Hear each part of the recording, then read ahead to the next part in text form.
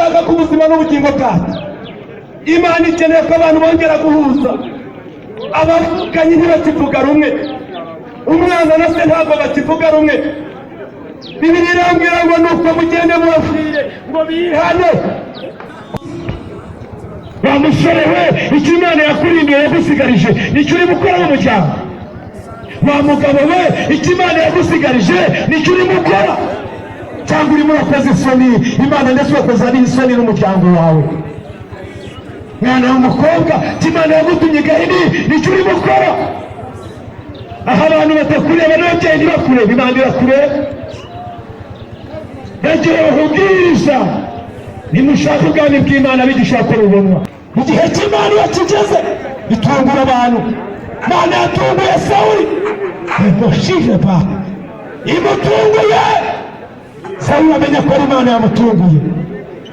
Birashoboka baravuze ngo ntuzajya mu rusengero, uyu munsi uzagusanze muri karitsiye ahundi. Mbese njyewe nzumvira ubutumwa hehe aho kubwumvira ngaha harageze.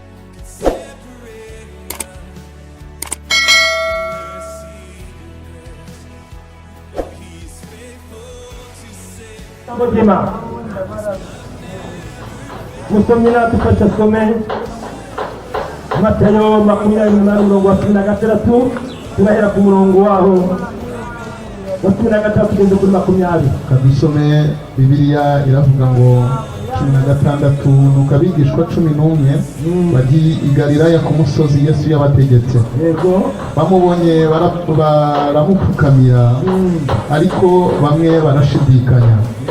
Nuko Yesu arabegera avugana n'abati, nahawe ubutware bwose mu ijuru no mu isi.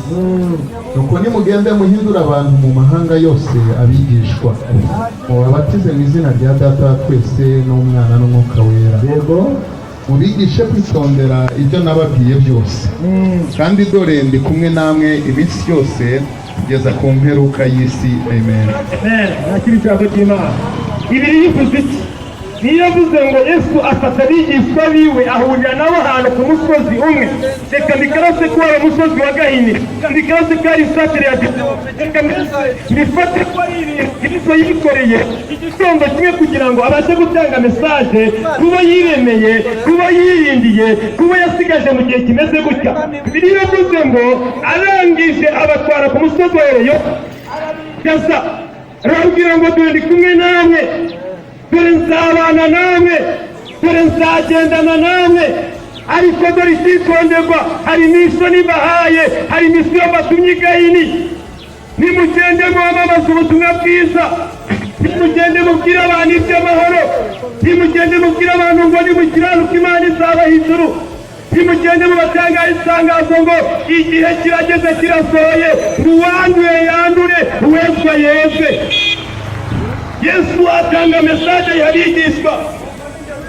Yesu atanga mesaje ababwira ngo nimugende, nimugera hariya hantu hari icyo muzabasha kuvuga, dore ndi kumwe namwe. Bibiliya yambwiye ngo arambwira ngo mubabwire bitondere ibyo bumvishije, bitondere amategeko yanyu, bitondere amasezerano nasezeranije abizera. Yemwe bwoko bw'Imana, yemwe ab'iki gihe, igihe gifite amacakubiri, igihe abantu batagikundana, igihe abana bashyize ababyeyi babo ku karubanda, igihe umuntu akubwira ngo muri inshuti akakuganira. Yemwe ab'iki gihe kigoye, yemwe ab'iki gihe kiruhije, nimwumve icyo Imana ishaka ku buzima n'ubugingo bwacu. Imana ikeneye ko abantu bongera guhuza. Abavukanye ntibakivuga rumwe, umwana na se ntabwo bakivuga rumwe. Bibiliya irambwira ngo nuko mugende mubabwire ngo bihane, kuko ubwami bwo mu ijuru buri hafi. Abari bafite ingeso mbi bazireke, abagambanyi bareke ubugambanyi bwabo, abasambanyi bareke ubusambanyi bwabo, abibone bareke ubwibone bwabo, abajura bareke ubujura bwabo. Yemwe ab'iki gihe kimeze gutya, igihe kiruhije, igihe murabwira ngo ni inshuti yawe kandi arimo kugambanira mu mutima w'abizi, igihe kigoye. Yesu aravuga ngo dore ibihe byinshi uko bikurikiranye, mwebwe abigishwa mugende muhere Yudaya, mugende mujye Samariya, mugende mugere ku mpera y'isi. Dore ndi kumwe namwe kugeza ku mpera y'isi. Bino nkubwire mwami Yesu, mu miryango umugabo n'umugore bashakanye bakundanye, uyu munsi ntabwo bacanye waka. Satani yamaze kwinjirira imiryango, abantu urabona mu muhanda ukavuga ngo barabakuwe neza, nyamara wakwinjira mu buzima bwa buri munsi ugasanga ni amarira gusa. Nta handi twabona igisubizo, nta handi twahungira ngo ni kuri Yesu wenyine. Umva iki ijambo ry'Imana rimbwiye. Ijambo ry'Imana ryongeye kuvugana nawe muri uyu mugoroba, ntugarukire aho wari ugeze. Mucuruzi Imana izakubaza ubucuruzi yaguhaye babukoreshe kuko byari bikwiriye. Abamotari izababaza ibyo yabahaye moto yabaha, abanyamagare izababaza amagare yabaha, abamakaniki izababaza moto bagomba gukanika ibyuma niba babitanga byuzuye cyangwa ababyeyi izababaza abana yabahaye. Izakubaza ibyo yaguhaye, ntizakubaza ibyo itaguhaye. Yemwe abikugire kimeze gutya, ese misi y'Imana niyo ugihagazeho cyangwa wabikuye murabireka? Yaza kukubwira iki kintu cyumva. Bibiliya yambwiye ngo Yesu avuga ijambo rireba, aravuga ngo nubwo bimeze gutyo, nubwo ari ibihe bigoye, nubwo ari ibihe bikomeye, nubwo ari ibihe abantu bikakaza, nubwo ari ibihe abantu bakunzumira, nubwo ari ibihe biruhije, nubwo ari ibihe abantu babona ko byarangiye, ngo dore nzaza vuba. Cyazambaye umuntu wese ibikwiranye n'ibyo yakoze. Ibyo wakoze nibyo bihembo uzabona. Uzahabwa ibihwanye n'ibyo wakoze. Wakoze neza, itegura uhabwe ibihembo byiza. Wakoze nabi, itegura uhabwe ingororano zihwanye n'ibyo wakoze.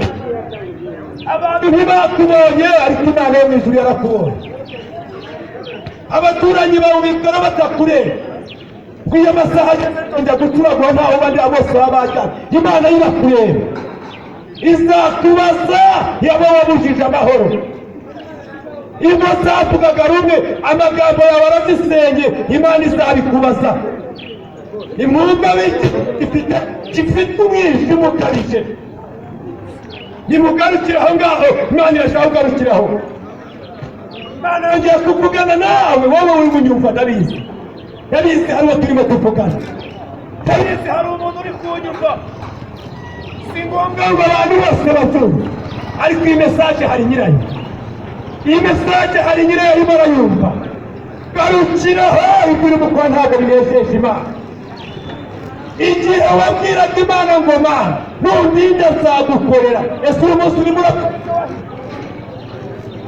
urakora ibihesha Imana icyubahiro? Uze kukwibutsa ko ukeneye Bibiliya, uze kwegera uriya mwana w'umusore aguhe Bibiliya y'isezerano rishya. Uze kukwibutsa ukenera amagambo ane y'ingenzi Imana ishaka kumenya. Uze kwegera uriya mwana uri hariya w'umusore, afite ibitabo bigomba kugufasha mu by'ubugingo.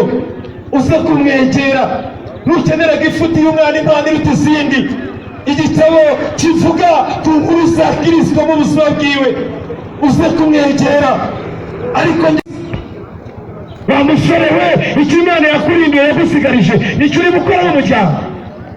Wa mugabo we, icyo Imana yagusigarije nicyo uri gukora, cyangwa urimo urakoza isoni Imana ndetse ugakoza n'isoni n'umuryango wawe.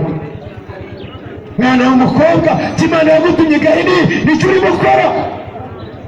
Aho abantu batakureba n'ababyeyi ntibakureba, Imana irakureba.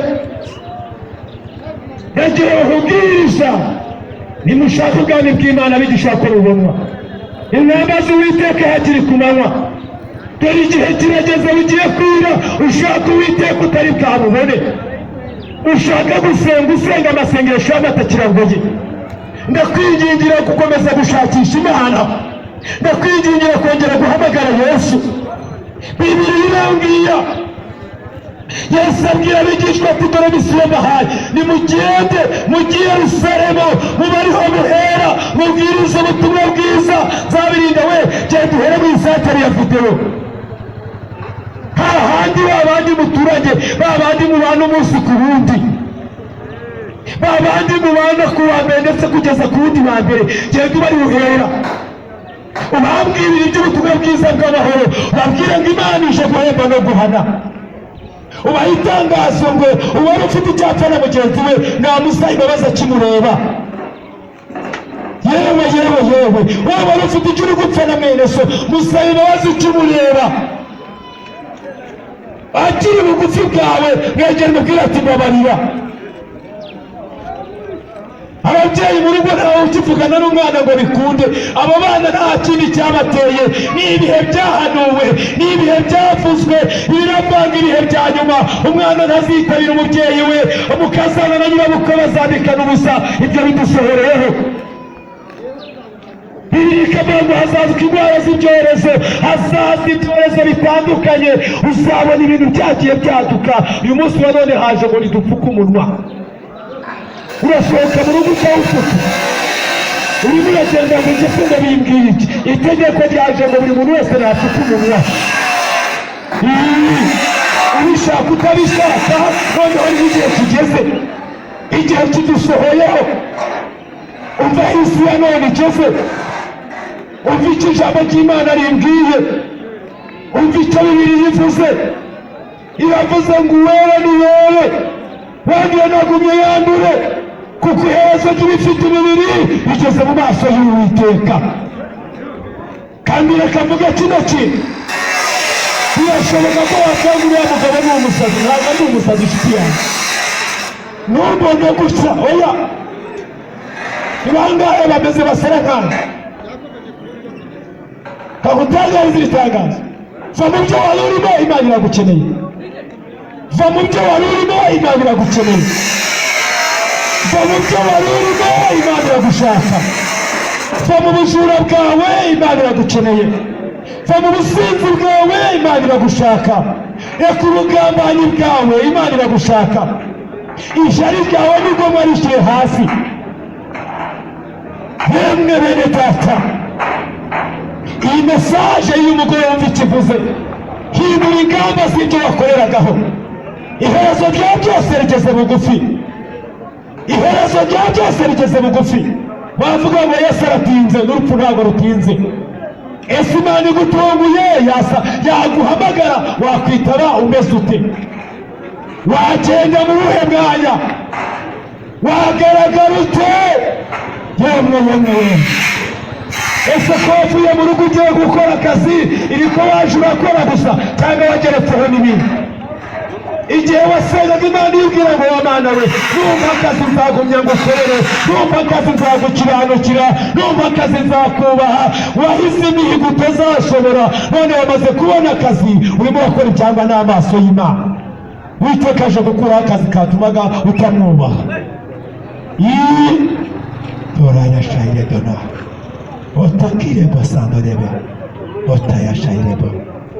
Igihe cy'Imana iyo kigeze, itungura abantu. Imana yatunguye Sawuli, emushije ba, imutunguye. Sawuli amenya ko Imana yamutunguye. Birashoboka waravuze ngo ntuzajya mu rusengero, uyu munsi ugagusanze muri karitsiye aho uri. Mbese njyewe nzumvira ubutumwa hewe, aho kubwumvira ngaha harageze. Ngiki gihe ni iki ngiki. Uyirambwira ngo Seduraka, Meshaki na Abedenego, igihe kiragera bavuga ngo babashyire mu itanura ry'umuriro. Abana bongera ibihe byo gusenga, abana bahamya Imana ku manywa, abana bahamya Imana nijoro. Imana itera kashi. Ubutabazi bw'Imana buza abantu bahuze, ubutabazi bw'Imana buza mu bihe bikomeye. Abantu babona ko byagucanze, Imana ijya yitamurura.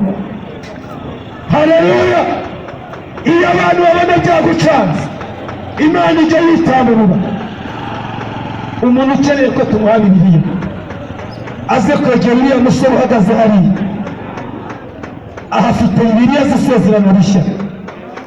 Ukeneye ko amuha agatabo k'ubugingo bwuzuye Umwuka Wera, aze kumwegera nguriya hariya.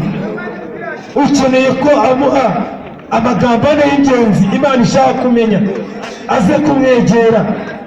Ukeneye ko amuha inyigisho zikomeza abizera bashya, aze kwegera uriya musore hariya. ndifuza ko muri uyu mugoroba bakuraho umugisha. Ndagira ngo mvugane nawe uri munyumva. Ndabizi neza ko watangiye ukorera Imana none wabivuyemo urabireka. Garukira aho ngaho Uwiteka aragukeneye. Garukira aho ngaho Uwiteka aragukeneye. Wa mubyeyi we, garukira aho ngaho. Ibyo urwana nabyo ntubizi. Igitumye urugo rutubakitse ntukizi. Hari karande ziri mu muryango zafashe umuryango, bitumye urugo rwawe rusenyuka. Urangije ugiye kuvuza induru kuko wabuze ubwenge. Mbere y'uko usakuza abanza umenye n'umuryango ukomokamo, umenye n'uwo washatsemo, nurangiza ubwira Imana ngo nakora iki wa Mana we.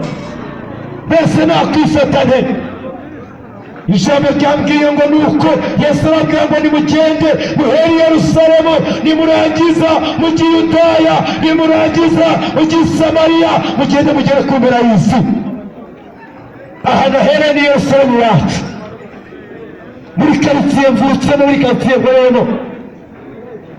Aha ngaha ndabizi muri abantu tuberamo igihe n'igihe. Niyo mpamvu ariho nahereye. Icyo Imana ishaka, Imana ivuganye nawe muri uyu mugoroba ngo hindukira. Reka ibyo wari urimo bitaheshaga Imana icyubahiro. Imana yaguhaye mesaje, iguha umugisha wo kujya kwiga kaminuza. Genda wigugire ubwenge. Abantu nibakubona babone ko ufite ubwenge bw'umuntu uri muri kaminuza. Baze kuba uri umunyeshuri wa kaminuza, urimo wiga kaminuza, umunyonzi uri munyonzi. Yewe Yesu we, iki kintu nacyo kandi cyumve. Akaba ari ugutwara mwenda guteramo inda kuri fata ya 500. Yemwe nimugire ubwenge, ibihe tugezemo biragoye. Hesha Imana icyubahiro kandi wihesha agaciro. Ihesha agaciro n'umuryango wawe, uhesha agaciro. Ndakwinginga akira bugufi Imana. Ndakwinginga ibyo wari urimo garukiraho.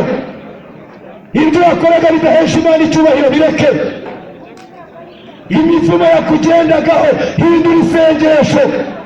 Ubwira Imana ngo Uwiteka we, noneho nemeye kuza ngo unyobore. Bibiliya irambwira Hezekiya aragwara yenda gupfa, ariko Imana ibonye ko bimeze gutyo irangije yohereza umuhanuzi Yesaya mwene Mose ajyana mesaje kwa Hezekiya, aramubwira ngo umva Hezekiya we, ijuru ryabibonye. Impamvu Imana yantumye hano hari abantu bashaka kumenyesha ibi. Yagiye kubwira ngo ibyo urimo ntabwo binejeje. Yagiye kubwira ngo ibyo wahisaki yarabyumvishije. Nawe hari ikintu bigusaba. Irimo iravuga ngo kora ibihesha icyubahiro. Irimo iravuga ngo kora ibihesha Imana icyubahiro. Niba ubwirwa kora ibihesha Imana icyubahiro. Ngana ku musozo, Hezekiya asenga Imana. Umuhanuzi aramubwira ngo Imana yateye kashubu kugiye gutanga. Iravuga ngo ako kanya Hezekiya arahindukira areba ivure, arasenga yinginga Imana. Imana yumva gusenga kwa Hezekiya. Imana yumva kwinginga kwiwe. Imana yumva gutaka kwiwe. Imana yumva, irabyumva. Imana imaze kubyumva,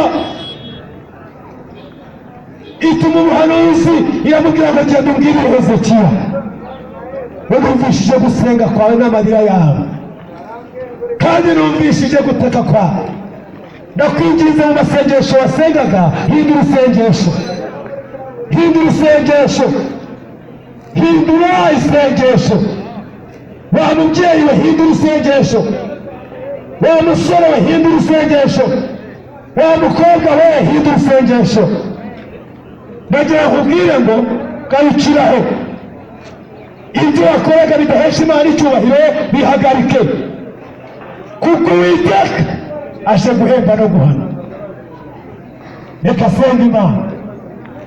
Ese hari umuntu wifuza ko musengera muri uyu mwanya, muri uyu mugoroba?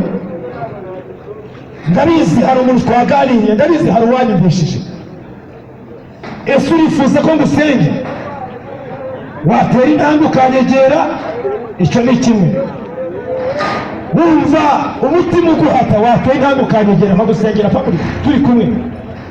kuko Bibiliya ivuga ngo uzamuhamiriza imbere y'abana b'abantu nanjye nzamuhamiriza imbere ya Data n'abamarayika biwe. Kubera ko Imana hari ibyo yarambiwe, hari ibintu ubwayo yarambiwe, iguhaye itangazo ngo imico yawe n'imyifatire yawe yayirambiwe. Hinduka, hinduka, kubera ko igihe cya buri kintu cyose, iherezo rya buri kintu cyose gifite umubiri kigeze mu maso y'Imana, kandi aje guhemba no guhana. Unyegere dusengane Imana, kandi niba udashaka kunyegerana aho uri aho ngaho uzamura ikiganza cyawe cy'iburyo ngo usengere. Reka senga Imana. Ikintu ngiye gusengera, ngiye gusengera abantu bashaka kwakira Yesu Kristo nk'umwami n'umukiza mu buzima bwabo, bakizera Kristo ko ari umwami, bakizera Yesu ko ari umwami mu buzima mu bugingo bwabo, ndetse bakizera Yesu bakamwakira, bakumva ko bakiriye Kristo. Mureka hagarara aho ngaho, hagarara aho ngaho, aho umvira uriya muntu nyine uhagarara aho ngaho.